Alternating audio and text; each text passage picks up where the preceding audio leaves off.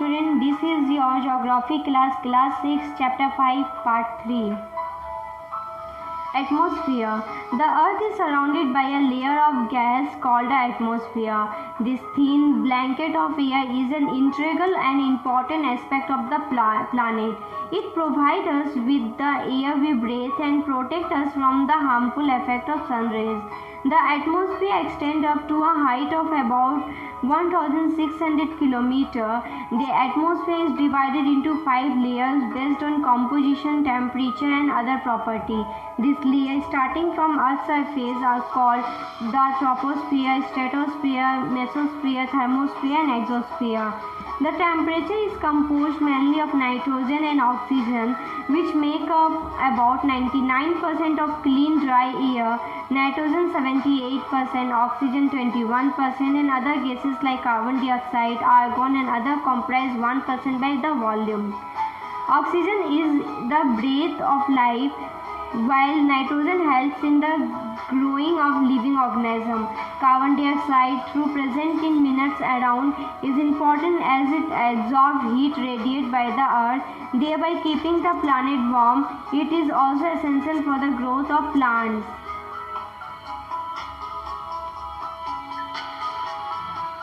वायुमंडल. हमारी पृथ्वी चारों ओर से गैस की एक परत से घिरी हुई है, जिसे वायुमंडल कहा जाता है. वायुमंडल की यह पतली परत इस ग्रह का महत्वपूर्ण एवं अटूट भाग है. यह हमें ऐसी वायु प्रदान करती है जिससे हम लोग सांस लेते हैं. यह वायुमंडल हम लोगों को सूर्य की कुछ हानिकारक किरणों से बचाता है. वायुमंडल 1600 किलोमीटर की ऊंचाई तक फैला है. वायुमंडल को उसके घातकों, तापमान तथा अन्य के आधार पर 5 परतों में बांटा जाता है. इन परतों को पृथ्वी के सतह से शुरू करते हुए ट्रोपोस्फियर, स्ट्रेटोस्फियर, मेसोस्फियर, थर्मोस्फियर और एक्सोस्फियर कहा जाता है. वायुमंडल मुख्यतः ऑक्सीजन एवं नाइट्रोजन का बना है, जो कि साफ और तथा शुष्क हवा का 99% भाग है. आयतन के अनुसार नाइट्रोजन 78%, ऑक्सीजन 21% तथा दूसरी गैसें जिसे कार्बन डाइऑक्साइड, आर्गन इत्यादि की मात्रा 1% है. ऑक्सीजन सांस लेने के लिए आवश्यक है, जबकि नाइट्रोजन प्राणियों को वृद्धि के लिए आवश्यक है. कार्बन ऑक्साइड यद्यपि बहुत कम मात्रा में है, लेकिन यह पृथ्वी के द्वारा छोड़ी गई ऊष्मा को अवशोषित करती है, जिससे पृथ्वी गर्म रहती है. यह पौधों की वृद्धि के लिए भी आवश्यक है.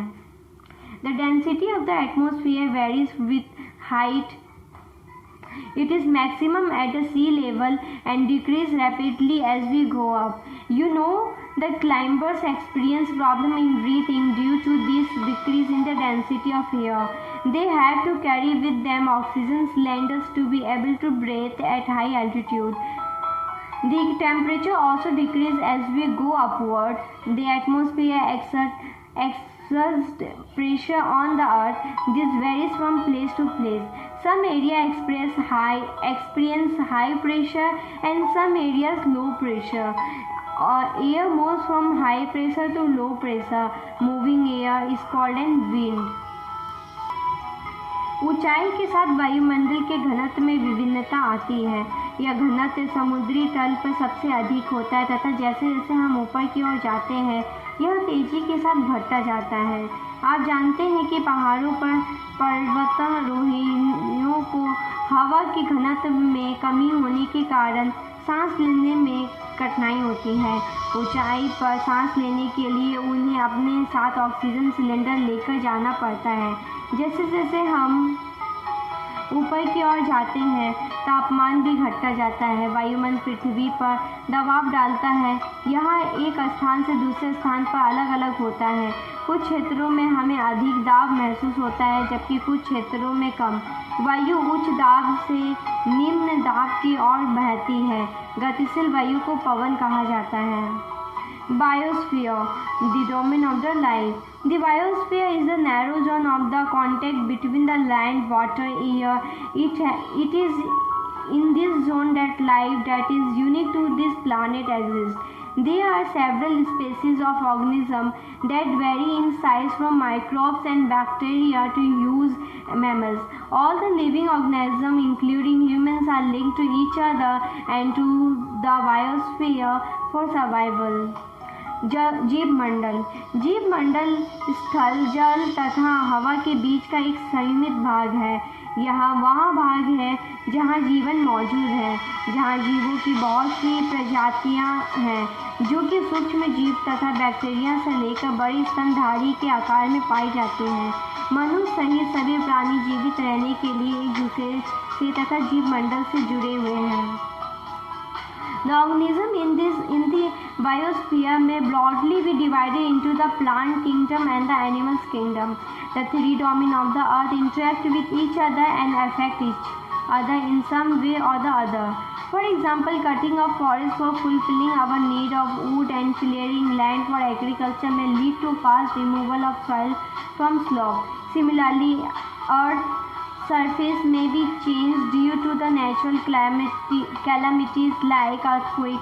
For example, there could be submergence of land as happened in the case of tsunami recently.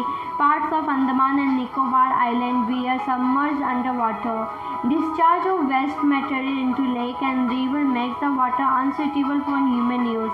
It also damages other forms of life.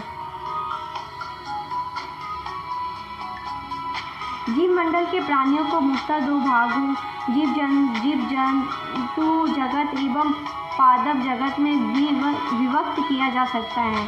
पृथ्वी के ये तीनों परिमंडल आपस में पारस्परिक क्रिया करते हैं तथा एक दूसरे को किसी न किसी रूप में प्रभावित करते हैं।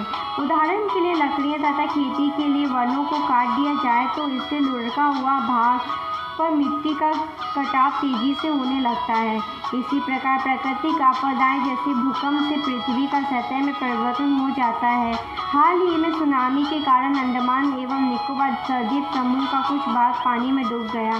झीलों तथा नदियों में दूषित पदार्थों के प्रवाहित होने से उनका जल मानव के इस्तेमाल के लायक नहीं रह जाता। यह जल दूसरे जीवों को भी नुकसान पहुंचाता है।